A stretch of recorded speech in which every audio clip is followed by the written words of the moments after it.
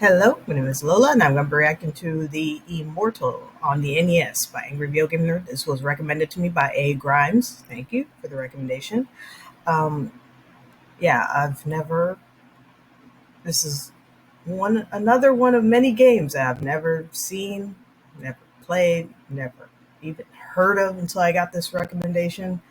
And let's check this out. And might be good, might be bad.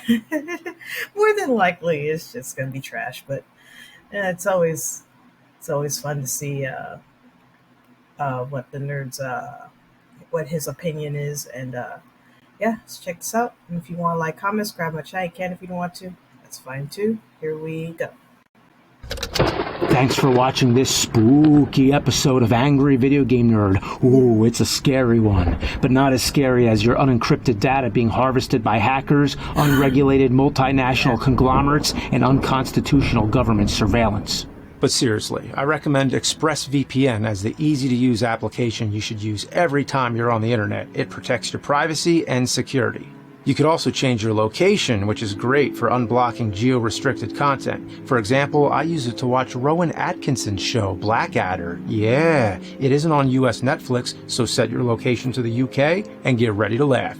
With the fastest connection speeds, apps for all your devices like your smartphone, tablet, even your router, and at less than $7 a month with a 30-day money-back guarantee, it's no wonder ExpressVPN is the #1 rated VPN service by TechRadar. Take back your internet privacy today and find out how you can get 3 months free by clicking on the link in the description. Head to expressvpn.com/cinemassacre.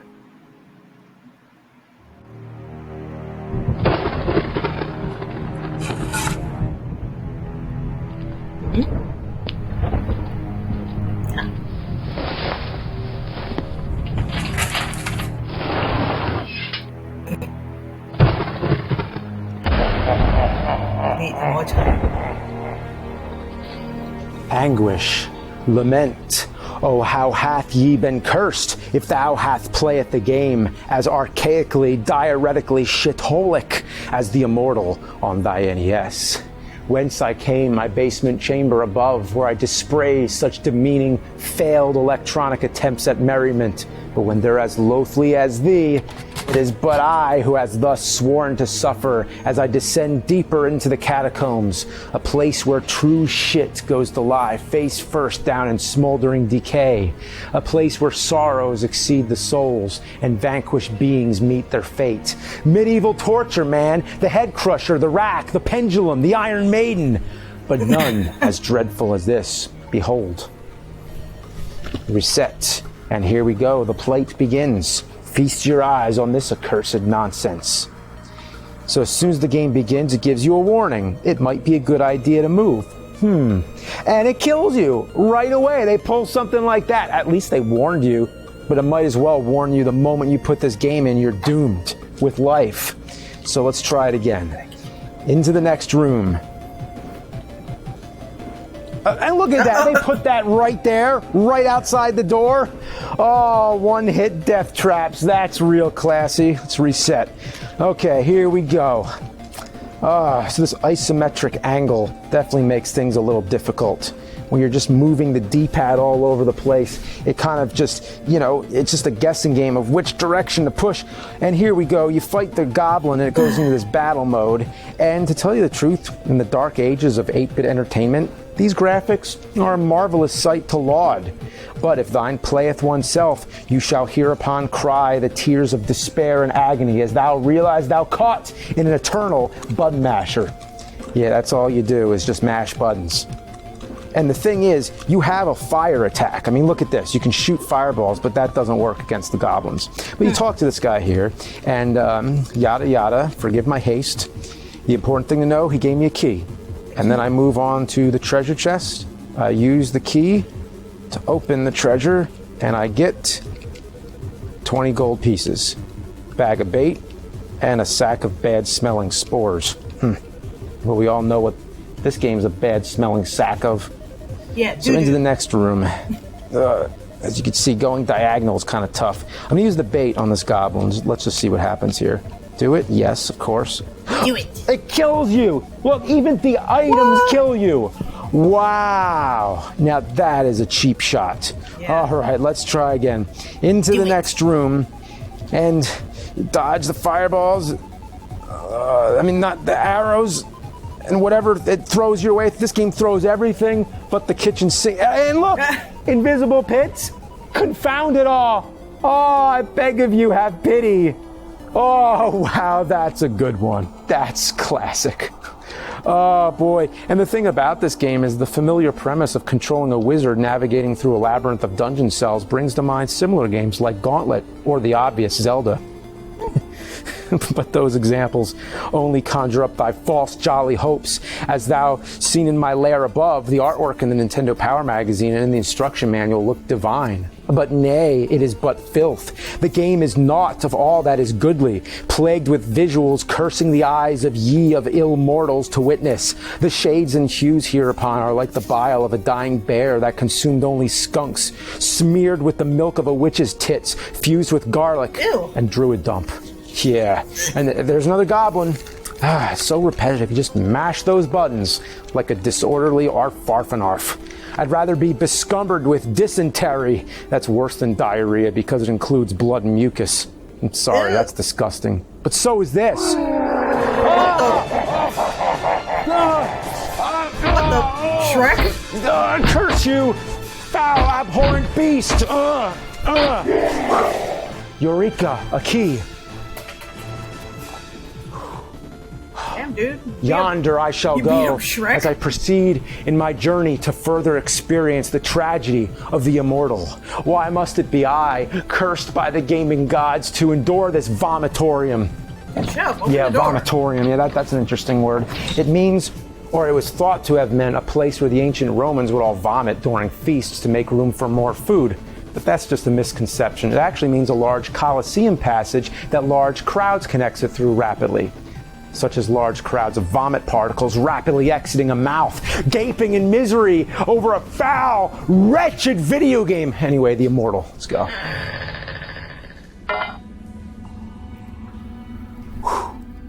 Death. It is all death here.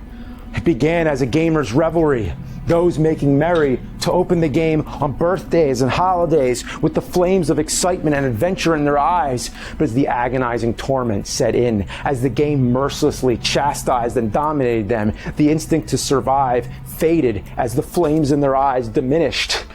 And one by one, the revelers all dropped to their knees. Challenge is one thing, but in this game, every step can be deadly. Arrows, flames, giant worms, and there's bats that blend with the dark backgrounds. I mean, how can you avoid something which you cannot see?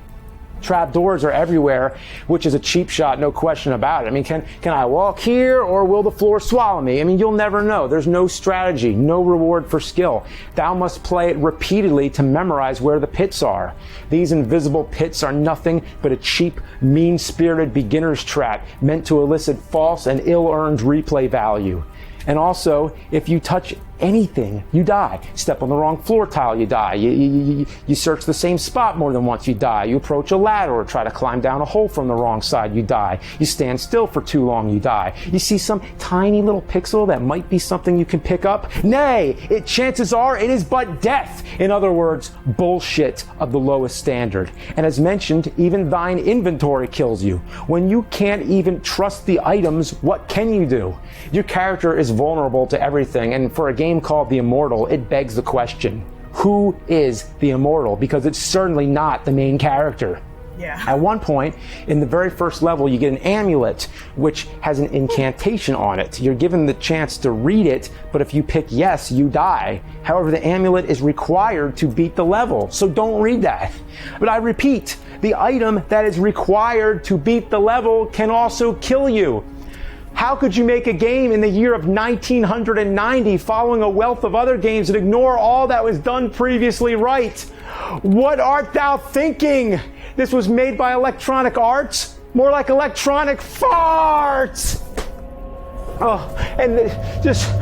For fucking hell, this forsaken dungeon. And if you thought this torture couldn't get any worse, it does by enlightening you on how the game could have been better. It was originally made for PCs like the Apple II GS, the Amiga, the Atari ST, and Sega Genesis. And it's no surprise the Genesis version is better, but all of them had much cleaner graphics. I mean, they're bright and they look more crisp. And plus the other versions, especially the Genesis, had gore. Yeah, fatalities years before Mortal Kombat. Heads get sliced off, and look at that, like bodies get cut in half vertically. Heads explode. I mean, this game had balls, but it was neutered on the NES.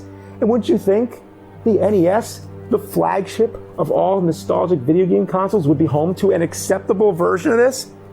It was a good game. It was a good game. It even had gore, and I was just playing a bad version all along of the NES. Oh, why?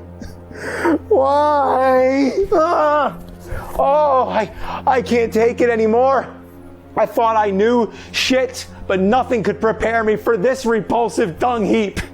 It's a repetitive task, going through the same motions, only to progress 1 inch closer to the goal. It taunts you. The game knows. It allows you to get one step slightly further. It's like running a 100-meter dash, but with a bungee cord attached. As soon as you make it near the finish line, it yanks you back. It's a journey so far traveled, yet barely have you gone forward. However, if you do make it to the end by some miracle, you have to face a dragon. That's right, it always ends with the dragon. So with this dragon, you're powerless to fight him. You can only use defensive maneuvers. So what you need to do here is dodge 6 of the fire breaths with 6 blink spells. Now you only have 6 blink spells, so if you miss one, then you're done. You have to start over. And this dragon, sometimes it shoots the fire right away, other times it leans back and like fakes you out. So you have to memorize the pattern. And that's not all. There's a 7th breath where you have to use the fire protection spell. And again, it's at a very specific time. If you miss it, it's over. And that's what sums up this game. Just memorizing patterns and knowing which items to use in which order. It's all a cryptic trial of error, just like Dragon's Lair. Oh, the Immortal will live on forever as a sadistic, demented electronic mechanism of human suffering. Oh, some masochistic alchemist invented this concoction of death traps, awkward combat, stiff controls, items that kill you, constantly dying and starting over. It only leaves you with frustration, anger, sadness, and crippling disappointment. Emotions that belong nowhere near video games. And when the manual's more fun to read than play the actual game, you know you're in trouble.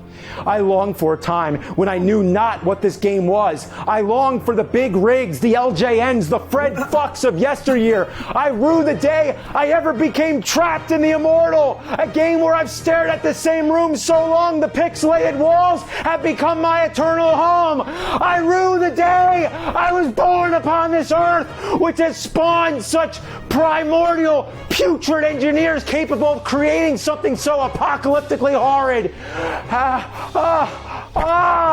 Never shall I touch a game like this again. I'd rather have the warlord shove a morning star up my ass. The light. I must escape. This way.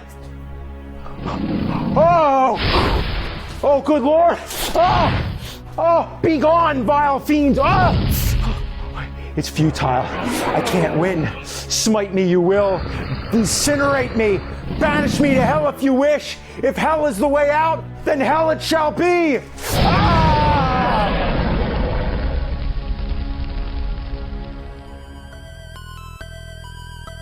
So this is the one that leads to Spawn. What? Wow, like I was just expecting another Angry Video Game Nerd video, but damn, it turned into like a poetry slam. Like damn, that's pretty cool. I did not see that coming.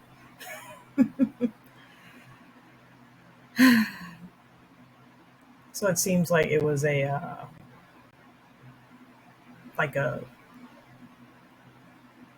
one of those what do you call it? Like those puzzle games. Yeah, so apparently the Immortal is definitely not the character you're playing because you die over and over and over and over. Uh,